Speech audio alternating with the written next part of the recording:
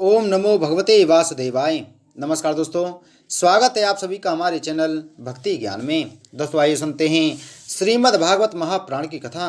दोस्तों पिछली कथा में हमने वर्णन किया था गोपी का गीत। आज की कथा में हम वर्णन करेंगे भगवान का प्रकट होकर गोपियों को साथ बना देना। श्री सुखदेव जी कहते हैं, परीक्षित, भगवान की प्यारी गोपियां विरह के आवेश में इस प्रकार भांति भांति से गाने और विलाप करने लगीं। अपने कृष्ण प्यारे के दर्शन की लालसा से भी अपने को रोक न सकी। करुणाजनक सुमधुर स्वर से फूट फूट कर रोने लगी। ठीक उसी समय उनके बीचों बीच भगवान श्री कृष्ण प्रकट हो गए। उनका मुख कमल मंद मंद मुस्कान से खिला हुआ था। गले में बनमाला थी, पीताम्बर धारण किए हुए थे। उनका यह रूप क्या था? सबके मन को मत डालने वाले कामदेव के मन को भी मथने वाला था। कोटि कोटि कामों से भी सुंदर परम मनोहर प्राण वल्लभ श्याम सुंदर को आया देख गोपियों ने नेत्र प्रेम और आनंद से खिल उठे। वे सब की सब एक ही साथ इस प्रकार उठ खड़ी हुई मानो प्राणहीन शरीर में दिव्य प्राणों का संचार हो गया हो। शरीर के एक एक अंग में नवीन चेतना, नूतन स्फूर्ति आ गई हो। एक गोपी ने बड़े प्रेम और आनंद से श्री कृष्ण के कर कमल को अपने दोनों हाथों में ले लिया और वह धीरे धीरे उसे सहलाने लगी। दूसरी गोपी ने उनके चंदन चर्चित भुज दंड को अपने कंधे पर रख लिया। तीसरी सुंदरी ने भगवान का चबाया हुआ पान अपने हाथों में ले लिया। चौथी गोपी, जिसके हृदय में भगवान के विरह से बड़ी जलन हो रही थी, बैठ गई और उनके चरण कमलों को अपने वृक्ष स्थल पर रख लिया। पांचवी गोपी प्रणय कोप से विह्वल होकर भौहें चढ़ाकर दांतों से होठ दबाकर अपने कटाक्ष बाणों से बीनती हुई उनकी ओर ताकने लगी। छठी गोपी अपने निर्निमेष नयनों से उनके मुख कमल का मकरंद रस पान करने लगी। परंतु जैसे संत पुरुष भगवान के चरणों के दर्शन से कभी तृप्त नहीं होते, वैसे ही वह कभी मुख माधुरी का निरंतर पान करते रहने पर भी तृप्त नहीं होती थी। सातवीं गोपी नेत्रों के मार्ग से भगवान को अपने हृदय में ले गई और फिर उसने आंखें बंद कर ली। अब मन ही मन भगवान का आलिंगन करने से उनका शरीर पुलकित हो गया, रोम रोम खिल उठा और वह सिद्ध योगिनियों के समान परमानंद में मग्न हो गईं। परीक्षित, जैसे मुमुक्षुजन परम ज्ञानी संत पुरुष को प्राप्त करके संसारी पीड़ा से मुक्त हो जाते हैं, वैसे ही सभी गोपियों को भगवान श्री कृष्ण के दर्शन से परम आनंद और परम उल्लास प्राप्त हुआ। उनके विरह के कारण गोपियों को जो दुख हुआ था उससे वे मुक्त हो गईं और शांति के समुद्र में डूबने उतराने लगी। परीक्षित, यूं तो भगवान श्री कृष्ण अच्युत और एक रस हैं। उनका सौंदर्य और माधुर्य निरतिशय है, फिर भी विरह व्यथा से मुक्त हुई गोपियों के बीच में उनकी शोभा और भी बढ़ गई। ठीक वैसे ही जैसे परमेश्वर अपने नित्य ज्ञान बल आदि शक्तियों से सेवित होने पर और भी शोभायमान होता है। इसके बाद भगवान श्री कृष्ण ने उन ब्रज सुंदरियों को साथ लेकर यमुना जी के पुलिन में प्रवेश किया। उस समय खेले हुए कुंद और मंदार के पुष्पों की सुरभि लेकर बड़ी ही शीतल और सुगंधित मंद मंद वायु चल रही थी और उसकी महक से मत वाले होकर भौरे इधर उधर मंडरा रहे थे। शरत पूर्णिमा के चंद्रमा की चांदनी अपनी निराली ही छटा दिखला रही थी। उसके कारण रात्रि के अंधकार का तो कहीं पता ही न था। सर्वत्र आनंद मंगल का ही साम्राज्य छाया था। वह पुलिन क्या था? यमुना जी ने स्वयं अपनी लहरों के हाथों से भगवान की लीला के लिए सुकोमल वालुका का रंगमंच बना रखा था। परीक्षित, भगवान श्री कृष्ण के दर्शन से गोपियों के हृदय में इतने आनंद और इतने रस का उल्लास हुआ कि उनके हृदय की सारी आदि व्याधि मिट गई। जैसे कर्म कांड की श्रुतियां उसका वर्णन करते करते अंत में ज्ञान कांड का प्रतिपादन करने लगती हैं और फिर वे समस्त मनोरथों से ऊपर उठ जाती हैं, कृत कृत्य हो जाती हैं, वैसे ही गोपियां भी पूर्ण काम हो गईं।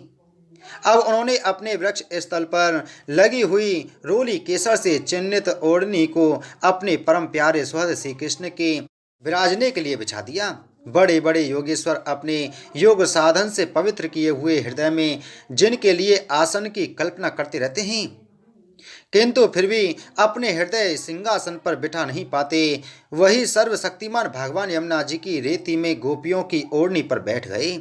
सहस्त्र सहस्त्र गोपियों के बीच में उनके पूजित होकर भगवान बड़े ही शोभायमान हो रहे थे। परीक्षित, तीनों लोकों में तीनों कालों में जितना भी सौंदर्य प्रकाशित होता है वह सब तो भगवान के बिंदु मात्र सौंदर्य का आभास भर है। वे उसके एकमात्र आश्रय हैं। भगवान श्री कृष्ण अपने इस अलौकिक सौंदर्य के द्वारा उनके प्रेम और आकांक्षाओं को और भी उभार रहे थे। गोपियों ने अपनी मंद मंद मुस्कान, विलासपूर्ण चितवन और तिरछी भौं से उनका सम्मान किया। किसी ने उनके चरण कमलों को अपनी गोद में रख लिया तो किसी ने उनके कर कमलों को। वे उनके संस्पर्श का आनंद लेती हुई कभी कभी कह उठती थीं, कितना सुकुमार है, कितना मधुर है। इसके बाद श्री कृष्ण के छिप जाने से मन ही मन तनिक रूठकर उनके मुंह से ही उनका दोष स्वीकार कराने के लिए वे कहने लगीं। गोपियों ने कहा, नटनागर, कुछ लोग तो ऐसे होते हैं जो प्रेम करने वालों से ही प्रेम करते हैं और कुछ लोग प्रेम न करने वालों से भी प्रेम करते हैं, परंतु कोई कोई दोनों से ही प्रेम नहीं करते। प्यारे, इन तीनों में तुम्हें कौन सा अच्छा लगता है? भगवान श्री कृष्ण ने कहा, मेरी प्रिय सखियों, जो प्रेम करने पर प्रेम करते हैं उनका तो सारा उद्योग स्वार्थ को लेकर है, लेन देन मात्र है। ना तो उनमें सौहार्द है और ना तो धर्म। उनका प्रेम केवल स्वार्थ के लिए ही है, इसके अतिरिक्त उनका और कोई प्रयोजन नहीं है। सुंदरियों, जो लोग प्रेम न करने वाले से भी प्रेम करते हैं, जैसे स्वभाव से ही करुणाशील सज्जन और माता पिता, उनका हृदय सौहार्द से, हितैषीता से भरा रहता है। और सच पूछो तो उनके व्यवहार में निश्चल सत्य एवं पूर्ण धर्म भी है। कुछ लोग ऐसे होते हैं जो प्रेम करने वालों से भी प्रेम नहीं करते। न प्रेम करने वालों का तो उनके सामने कोई प्रश्न है ही नहीं। ऐसे लोग चार प्रकार के होते हैं। एक तो वे जो अपने स्वरूप में ही मस्त रहते हैं, जिनकी दृष्टि में कभी द्वैत भासता ही नहीं। दूसरे वे जिन्हें द्वैत तो भासता है परंतु जो कृत्य हो चुके हैं, उनका किसी से कोई प्रयोजन ही नहीं है। तीसरे वे हैं जो जानते हैं कि नहीं कि हमसे कौन प्रेम करता है। और चौथे वे हैं जो जानबूझकर अपना हित करने वाले परोपकारी गुरु तुल्य लोगों से भी द्रोह करते हैं, उनको सताना चाहते हैं। गोपियों, मैं तो प्रेम करने वालों से भी प्रेम का वैसा व्यवहार नहीं करता जैसा करना चाहिए। मैं ऐसा केवल इसलिए करता हूँ कि उनकी चित्त वृत्ति और भी मुझ में लगे, निरंतर लगी ही रहे। जैसे निर्धन पुरुष को कभी बहुत सा धन मिल जाए और फिर खो जाए तो उसका हृदय खोए हुए धन की चिंता से भर जाता है, वैसे ही मैं भी मिल मिलकर छिप छिप जाता हूँ। गोपियों, इसमें संदेह नहीं कि तुम लोगों ने मेरे लिए लोक मर्यादा, वेद मार्ग और अपने सगे संबंधियों को भी छोड़ दिया है। ऐसी स्थिति में तुम्हारी मनोवृत्ति और कहीं न जाए, अपने सौंदर्य और सुहाग की चिंता न करने लगे, मुझ में ही लगी रहे।